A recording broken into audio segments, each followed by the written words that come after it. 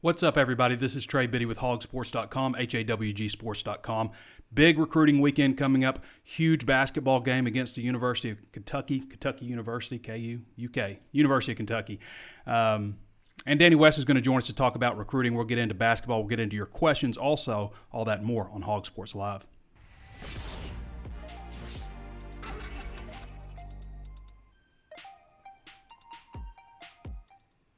Kansas is KU. Kentucky is UK. I always mess those up. Two very strong basketball programs, but it's University of Kentucky. Anyway, huge game for Arkansas coming up this weekend. Saturday, sellout crowd. Arkansas playing pretty good basketball. Didn't have their best A game against Vanderbilt. 75-55. They covered the spread and they won by 20, but you still had Isaiah Joe and Mason Jones with goose eggs in the first half. Your two leading scorers, 18 points, 17 points a game on both of those guys. And they don't score. But Jimmy Whitt was there to pick up the slack with his dangerous mid-range game. 30 points, career high for Jimmy Whitt Jr. But against Kentucky, to beat, Eric Musselman says they need their A game, right? Arkansas's A game is having Jimmy Whitt and Mason Jones and Isaiah Joe, all three of those guys putting up a good bit of points. It's an interesting matchup. As I mentioned, Danny West is going to join us in a minute to talk some recruiting, but I just wanted to go over this basketball game, so it's so big. What do you guys think about the uniforms with just the hog on them? Sometimes one minute I like them and 1 minute I don't. Something different, I guess. I wonder if Eric Musselman played a role in that. Usually those are decided pretty well ahead of time when you come up with alternate style uniforms. But the hog is very recognizable. Everybody who sees the Razorback knows the hog's on there.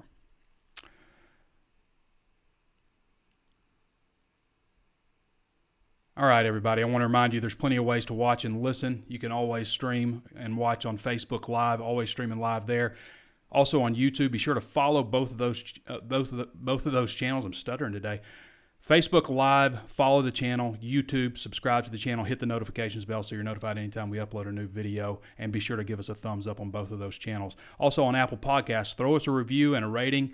Say something nice about us. If you like the podcast, we want it to pop up to the top anytime somebody searches for Arkansas Razorbacks. Also on Spotify, Stitcher, iHeartRadio, Google Podcasts, just about anywhere you can think of. Right now, HawgSports.com is just $1 for your first month, or you can take 30% off of first year and get a 7-day free trial with that. So go to HawgSports.com to take advantage of that. No promo code or anything. Just sign up and you'll get one of those deals if you choose the monthly or annual option.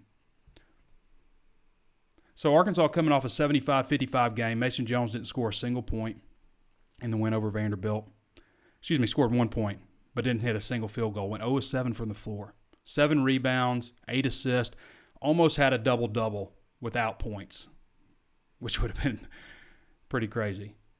Isaiah Joe finally heated up, hit 4 3-pointers in the second half. But, I mean, you had Jimmy Whitt there 14 of 24 in 38 minutes of action. It's an interesting matchup because this is probably the shortest team Arkansas has had in a generation and probably the shortest bench that they've had. I mean, really, for the most part, they've relied on 5 players, 6 with Jalen Harris, and then kind of tried to figure things out with Reggie Chaney and Gental Silla, which I think they, after Chaney's game, had 21 minutes, 14 points, 6 of 6 on field goals, 2 of 2 on free throws. That's good for Chaney, and 3 boards in 21 minutes. He actually played more than Adrio did. So that's good to see him because he was obviously in the doghouse. I mean, after that double, when he got a technical and on top of a foul and ended up with 4 fouls in no time, they ended up losing by 2 to LSU. So that was a big moment in that game. But he looks like he's clawed his way out of the doghouse and hopefully will be there for Arkansas because they're going to need it against Kentucky. So Arkansas, say they go 7 deep on their bench. They got 7 players averaging at least 10 minutes. Kentucky has 9 players averaging that amount of time. They're a lot bigger, a lot deeper bench, a lot bigger. It'll be an interesting matchup. Musselman's first top 10 opponent in Fayetteville. This is the first big game in Fayetteville, really, to me, in terms of like a really notable opponent. You didn't really have that in the offseason. So after this one, they get Mississippi State. Mississippi State's off to a 1-3 start. I think they started 9-3, something like that. I think they're 10-6 right now. So Mississippi State's after that on Wednesday in Starkville. And then you get TCU in the Big 12 SEC Challenge on Saturday at 3 p.m. So the Starkville game is at 6. That's on SEC Network. The TCU game is either going to be on ESPN, ESPN2, or ESPNU at 3 p.m. Now, they haven't ironed that out yet. Kentucky is at 3 o'clock this Saturday on ESPN. It is a sold-out crowd. It should be a crazy environment. And it's going to be really good just because of all the recruits that are coming in that weekend. So Kentucky is 12-4, 3-1 in the SEC. I don't know if anybody saw their game. I was watching it in Bud Walton Arena on my computer, but their game against South Carolina where they came back. South Carolina couldn't hit the free throws at the end. Kentucky came back, and then South Carolina had a buzzer beater, a deep bank shot three-pointer at the buzzer to win the game. Pretty crazy ending, which, by the way, we'll have Danny on in a second, but does this happen to anybody? Like they're watching a game, and usually if you're streaming it, it's a little slower. I know I use YouTube TV, and that's a little faster than the ESPN app on my Apple TV. But all the time on Apple TV, I'll be watching and the score will come up. It's a final. And because it's delayed on the stream, so up in the corner it's like, it'll notify me and stuff and ruin the game. And then Danny got me the other day at Bud Walton Arena. I was relying on their internet and stuff, so it was probably even later, and Danny tweeted out the score right before Kentucky hit that shot, and then they went down and scored. So one problem with streaming services, the delay. Especially if you're on group text and stuff with your friends, that can get annoying, getting alerted of stuff early. So there's 13 visitors, I think, right now. There could be more, as Danny was pointing out. We'll go over that in just a second. But one guy I wanted to point to, Felipe Franks, 6'6", 227-pound, graduate transfer from the University of Florida. Now, Franks wasn't necessarily the most popular quarterback at Florida, especially, his first year of playing there. 1,400 yards, 54% completion percentage, 9 touchdowns, 8 interceptions. Didn't necessarily rush for a lot of yards, 58 carries for 20 yards. But when Dan Mullen came in there, things started to turn around, right?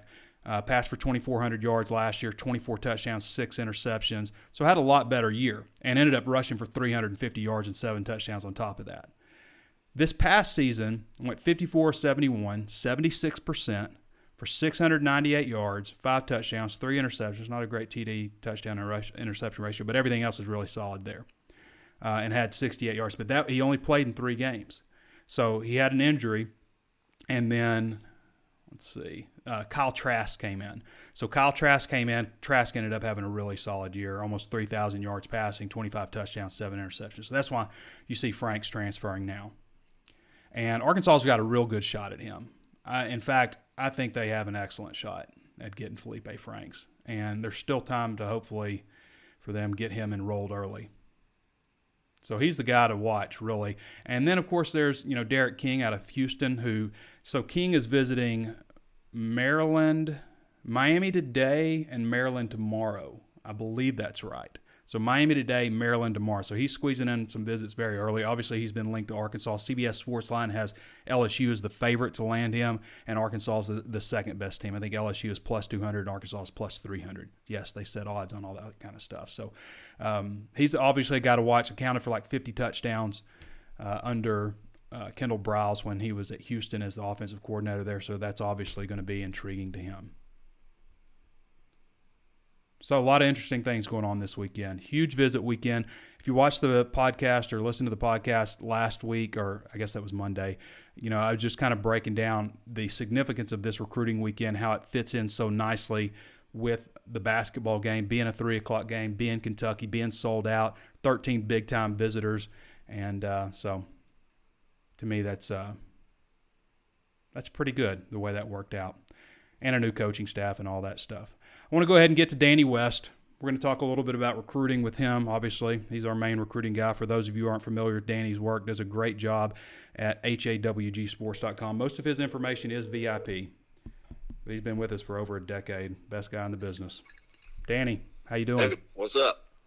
So, Danny, I was just talking to everybody about, we were going mostly over the basketball game, but we're kind of segueing into recruiting with, how big this basketball environment can be for this basketball team. It seems like everything is syncing up, jiving up really nicely for this visit weekend when you consider the basketball game and all that stuff, except the weather is kind of crappy right now. It's raining right now where I'm at, and it's pretty cold. Not a fan of the weather. Yeah, you'd obviously like the weather's no good, but yeah. Go for everything else is lining up. It should be a good weekend. I'm curious to see that crowd tomorrow. We haven't seen one, just through the roof like that in a long time. Yeah. And I think you'll see it tomorrow. And, hey, matter of fact, we can start with basketball recruiting. Want to make sure we touch on those guys. It's easy to kind of let football overshadow that sometimes, but this is a really nice big weekend for them, too. You got Devontae Davis and Jalen Williams, a couple of future Razorbacks coming in. You've got Duncan Powell for the 21 class. He'll be in this weekend. Talon Peter, a Russellville guy. He's kind of emerging late here, 6'4", 180 wing. I think he's going to be a strong candidate at a preferred walk-on in the 2020 class. So keep an eye on him. Jackson Robinson, a 2021 four-star shooting guard out of Ada, Oklahoma. Kid just keeps coming up here, Trey. I'm just about ready to put in a crystal ball pick for him. I mean, he just keeps coming, and he'll be back up here again. Yeah, he was up here like 2 weeks ago for the A&M game, and all of a sudden he's coming back. I mean, come on now. Yeah. At some point, I'm going to have to make a move here. Yeah. So you've got him. You've got Taryn Williams, 21 wing out of Mariana Lee High School. He's got offers from Auburn, Oklahoma State, TCU, and then Javion Guy King, who Arkansas has already offered out of Little Rock Mills, 6'4", 180 for the 2022 class. So really good group of basketball visitors too. Danny West joining us from HawgSports.com, HAWGsports.com. So I saw what you did. I was talking to Mike Kaywood, Danny. So we have a couple of reserved seats in the press area for Hog Sports people, and usually it's me, Pete, and our videographer, some combination of those three. Sometimes we can get three in there, but I saw you tried to slide in a credential request. Slide in a third seat there. Yeah. I don't think that's going to happen. He told me I got with him too late, so looks like I'll be on the couch watching that one. Well, he said if something changes, you're first man up. So it's gonna. Kentucky's always going to be. They travel a lot of media for that game, and then there's of course national media also. Yeah, it's unreal how many people show up from the Kentucky media every single time. Arkansas basketball can get back to a level close to that. I mean, Kentucky's obviously been the class of the SEC, but for a long, long time, Danny, as you know, Arkansas was the team that's always, pushing Kentucky and passing them a lot of times. But it's just been freaking 20 years, man. How's that game going to go, man? Have you analyzed that yet? We've looked at it. I mean, obviously Kentucky has a lot deeper bench. So much. Yeah. They're a little younger, obviously, but I mean. But they always are. Yeah, they always are. Right. I think it's good to catch them early. If you're going to catch Kentucky, it's good to catch them early in the conference season because usually with the younger teams, they start getting, better and better as the season progresses. Kentucky doesn't lose a lot of back-to-back games. They don't lose back-to-back. Yeah, well, they did. They have this year. They lost to. Well, it was in Las Vegas. They lost to Utah and Ohio State, which is obviously top 25 program also. So they did do that this year. They did not lose a single back-to-back game last year. You have to go back to the year before that since they last lost back-to-back games. But they certainly don't lose games to chumps in the first place. And secondly, certainly not going to lose back-to-back games. Very rarely. So.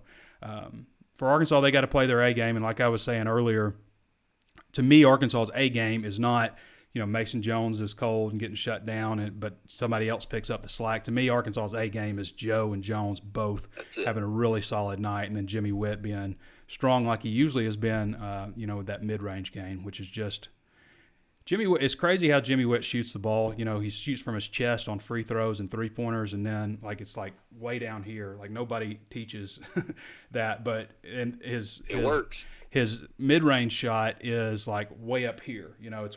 It's like Craig Hodges, as I mentioned last time, way up over his head.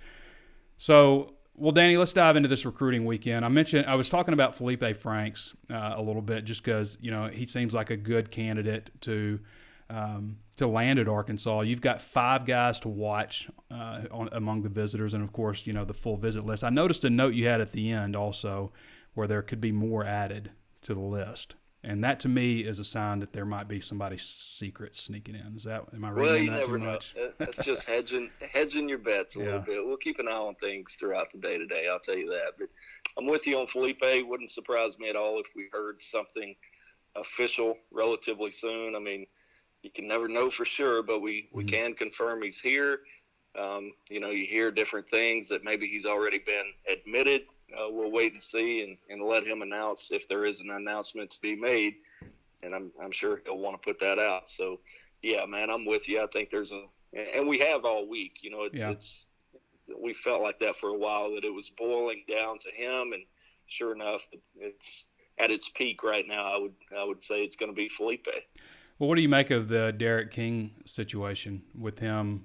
He's visiting Miami today, I believe, and then Maryland tomorrow. Yeah. I believe that's it. Yeah, I'm not giving it much of a shot. And again, I haven't all week. People that have been on HawgSports, they've heard us say all week. I've posted a few times. I think it's Miami. I've heard Ole Miss could be strongly in the mix, although we haven't heard of a visit there yet. But yeah, it certainly doesn't look too promising at this point. And again, I'm sure you touched on it, but today's the last day. If you want to go through spring ball with them, you got to be enrolled by today. So right. With him having not visited yet, certainly does not look like a very good chance that that's going to come out. Yeah, that's going to be difficult. And I think it's important also to get this guy in for the spring. Got to. I mean, you're talking about 3 quarterbacks on campus, and nothing against Jack Lindsey. You certainly got to commend any walk-on who fights through the program the way he has and is going to graduate at Arkansas, on scholarship is certainly commendable. I don't know that it's a good situation if you're like in a situation where you're relying on Jack Lindsey, to lead you to a bowl game. And I would probably say the same with John Stephen Jones. Yep. KJ to me is the guy. KJ to me is the guy.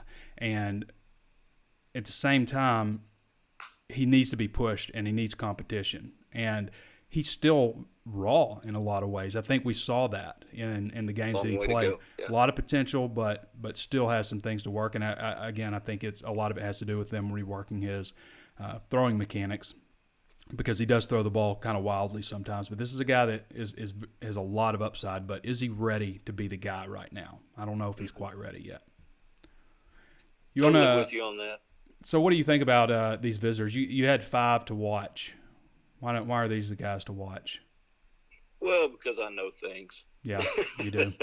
No, I don't know. They just seem like the most logical choices. I will tell you one that was on that list, Eric Thomas, defensive end out of Pensacola. Yeah. When Arkansas offered him a few weeks ago, I think we saw quite a few fans like, who is this guy? Can we not do better than this? He's got one offer from Colorado State. You know the narrative here. Yeah. You've seen it every year with at least one kid, 6'3", 230, out of Booker T. Washington in Pensacola. Everybody's kind of been hesitant on Eric Thomas. And then 30 minutes ago, I find out that Florida, the Gators, went to his school today, and now there's talks of bringing him in for an official visit next weekend. So, he's coming into Arkansas this weekend. It's funny to me how quickly a guy can go from, do we really want him, now to all of a sudden, him. we got to have him. Yeah. Well, what's wrong with y'all? You going to let Florida beat you? You were first. Yeah. We're going to hear all of that. But, yeah, he's definitely on the list. I like Ja'Cory Turner, 6'2", 205. I say 6'2". He might be a little bit taller than that. But, I stayed up late last night watching film on all these guys, just trying to get one last opinion of them before they get up here. And, man, I really like this kid. He does so much for his team. Yeah, I've seen him play tight end, wide receiver, nickel, true linebacker. He's an edge rusher. He can do a lot of things. And this is the guy that put down a 4.61 verified laser timed 40 at the opening regional. I mean, that guy, that's pretty good speed there for a guy of his size. I think he's got a great frame.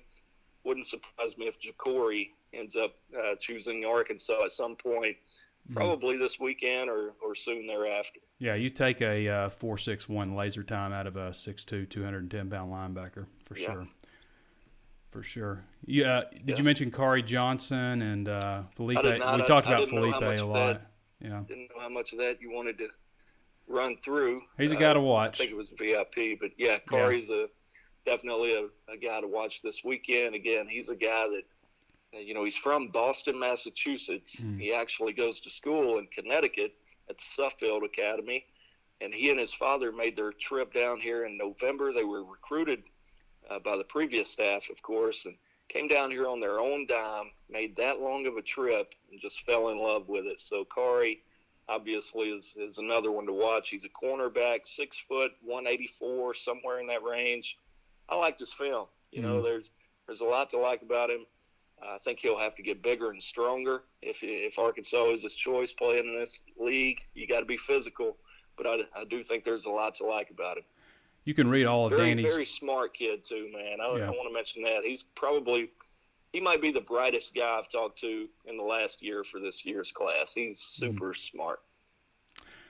You can read all of Danny's stuff at HawgSports.com.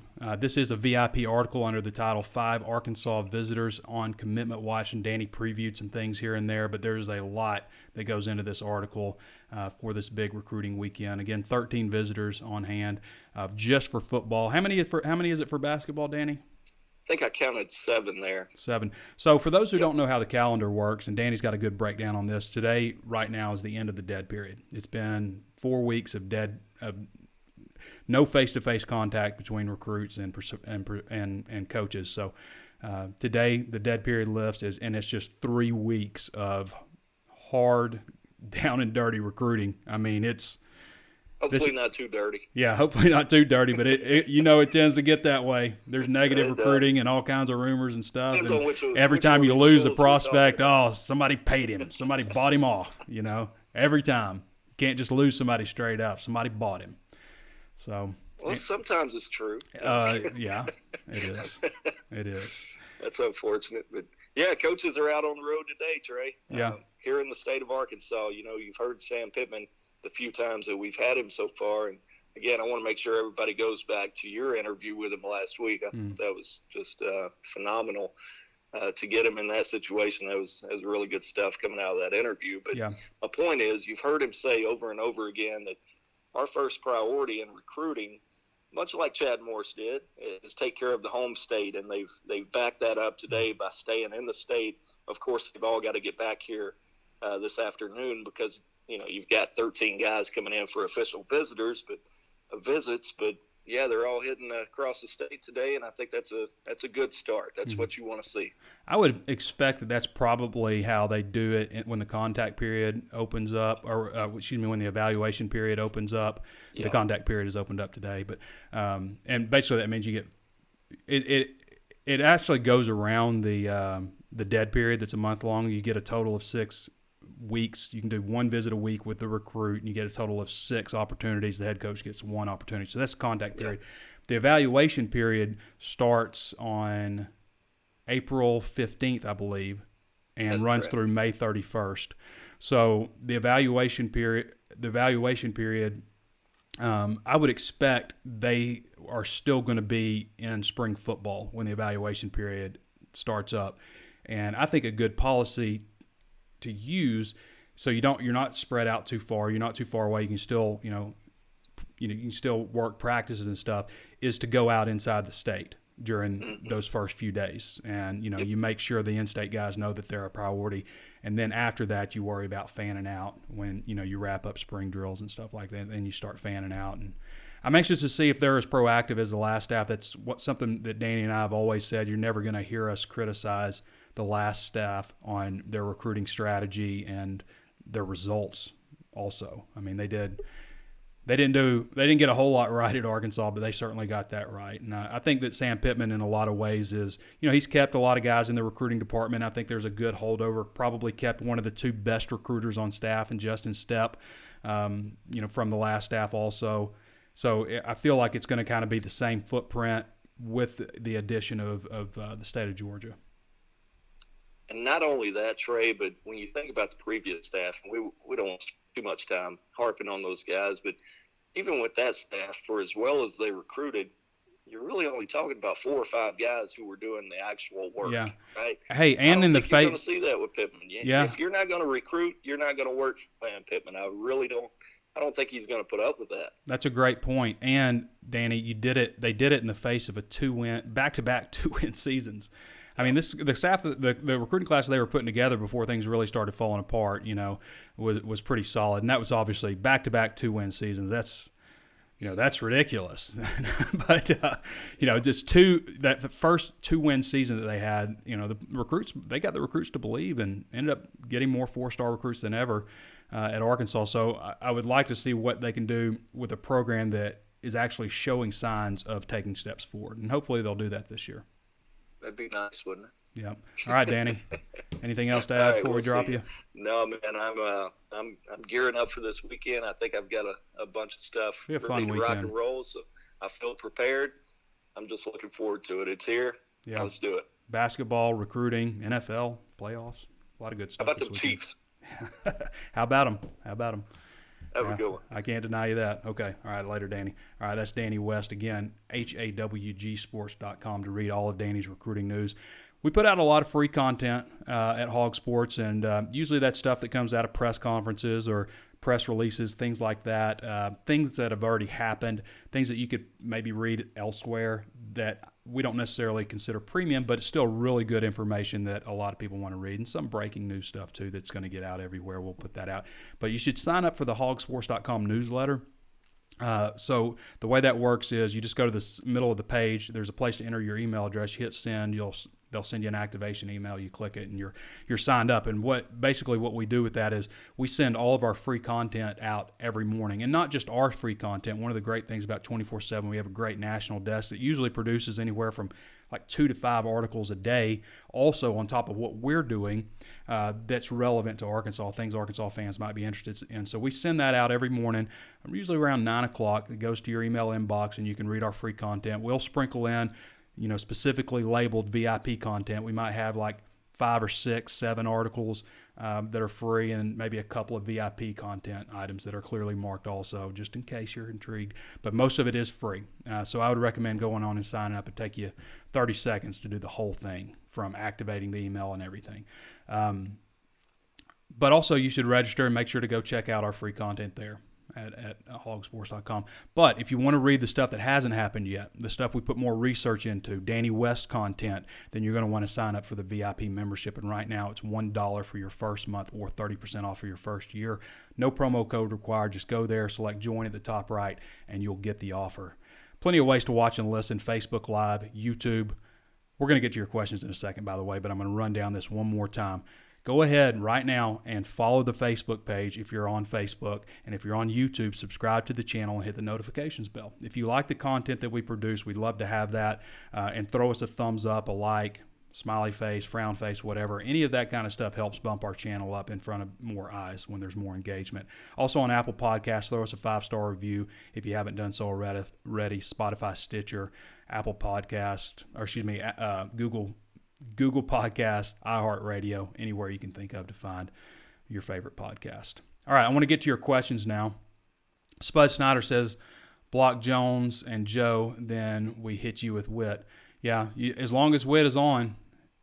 I mean, they definitely shut down Mason Jones on Wednesday, but that allowed Jimmy Witt to take 24 shots. Michael Brown Jr. says, when you guys say we will eventually lose Coach Musselman, are you talking NBA? So I said this a couple of weeks ago, maybe a week ago, just about it's going to be a sad day when Eric Musselman leaves Arkansas. But I don't know that Musselman's going back to the NBA. I think he's had his taste of the NBA. He came back to the college game. He put in the work as an assistant and stuff, took over Nevada, and now he's at Arkansas. I don't know if he's looking for a route back to the NBA. I think he's invested a lot into getting, on a major college level at Arkansas. And Arkansas is a great job. It really is, and you can get paid if you win here. So, but I'm not talking about anything happening anytime soon with Musselman. That is a bad characteristic to look that far ahead when you've got a basketball team that's 14-2 and 3-1 in the SEC, and the fans are starting to feel it, and everybody's gravitating around it. It's important to live in the moment on this particular thing. Just enjoy it. Timothy David Long says, agreed, streaming today's delay is a pain in my... Spud Snyder says, not impressed with Franks. I mean, Franks got off to a really good start last year, But here's the deal. They need somebody. They need a older quarterback and they need a younger quarterback because they just don't have enough. They just don't have enough. I mean, in the limited time that KJ, as a dual threat type of quarterback, in the limited amount of time that he's played, he's been injured. And then you end up starting Jack Lindsey. That's just not a situation that you want to find yourself in. They have to have somebody else be able to come in and compete. So Franks makes a lot of sense in that regard. If they're not going to get De'Aaron King, then Franks makes a lot of sense. Kevin Seaman says, I think it's a positive that Jones and Joe had an off game before Vandy, possibly. It's kind of like that idea that, in the SEC tournament, you get your loss out of the way and you're heading into the NCAA tournament, I remember thinking that back in 1994. All right, they got their loss out of the way. Now they can go win 6 straight. What else you say, Kevin? They should both bounce back this weekend and give us a shot at winning. I will also say, Jones didn't have his best game the week before, the weekend before against Ole Miss. He's had a couple of off games. Eric Cole says, not impressed with Franks, basically. I live in Florida and saw him play every weekend, football on here. Yeah, there's no question that the fans were frustrated with Felipe Franks, especially, his first year. His second year, I think people warmed up, but he got it off. You can't deny that he got off to a really good start the next year under Dan Mullen, who's, regarded as the quarterback whisperer type. So the thing is, getting Franks into Arkansas is going to improve the roster. If they can get him, he will improve the roster. Now, we can talk about what his ceiling is or how good he might be. The bottom line is, with Felipe Franks, you get better if you're Arkansas. Josh Garr says, are we still the front runner on landing Kyrie Walker, and what is his planned commitment? I don't know if I'd say they're the front runner, but we probably should have asked Danny a little bit more on basketball recruiting. But, he's a name that's been mentioned the whole time, and I think they have a good shot at him. I don't know if they're the front runner. That's probably a better question for Danny, which you can ask, by the way, with a membership at HawgSports.com. You sign up and you're on our message board. That's where we live. We do these podcasts a couple times a week and stuff, and do the walk and talk. But really, if you want the 24/7 access to us, then go sign up. It's $1 right now. That's just over 3 cents a day. Marcus Carlton says, bring on Franks. Are we really in position to be picky at quarterback? Make a lot of sense there. Some of y'all need to recall that we've won 4 games in 2 years. That's exactly right. Tommy May says he's a go for Franks. Brad Sims says Franks is not the style of quarterback that we are needing here with Browse top of offensive scheme. I don't know if I would say that. He's a dual threat guy. The thing with Browse is they're going to ideally run for a lot of yards. They're going to run for more yards typically than they are going to throw. Okay? Now, they're still in a perfect, when he's got it clicking like he did at Baylor, their number 1 offense in the country, they were a top 5 rushing team and a top 20 passing team. So, Franks is a guy that, what did he run for, 350 yards? And that's including sacks and stuff as a sophomore. And was also a pretty good start last year. So I would say he's the style of quarterback they need. Kim Clemens says, quit talking about losing Coach Musselman as long as it – when did I talk about losing Musselman? I did that like 2 weeks ago. As long as it's a challenge here and he's making money. Is somebody else talking about losing Musselman maybe? And the fans are happy. Why would he leave? The media is talking about it, so quit talking about it. Well, when I mentioned it, I was, kind of thinking more like, when he retires. It's hard to find great coaches out there, as we've seen. You had Nolan Richardson was a great coach at Arkansas, great forward thinker. Really since then you just haven't had that. Mike Anderson had a lot of good qualities, obviously, and I think took a lot of Arkansas fans back to that old idea of Razorback basketball, but just never got over the hump. And really, to me, wasn't as forward thinking as a guy like Nolan. I always thought Mike kind of looked back at how things were done more. With Musselman, I feel like he's got a lot of similarities in terms of Nolan, in terms of being, ahead of the game. Spud Snyder says, there's a lot of talk about calming down. Michael Brown says, trust me, I'm excited. I asked the question because Biddy said it, and I don't believe we will lose him. Okay, that's where it's all coming from. Michael Brown, you're the culprit.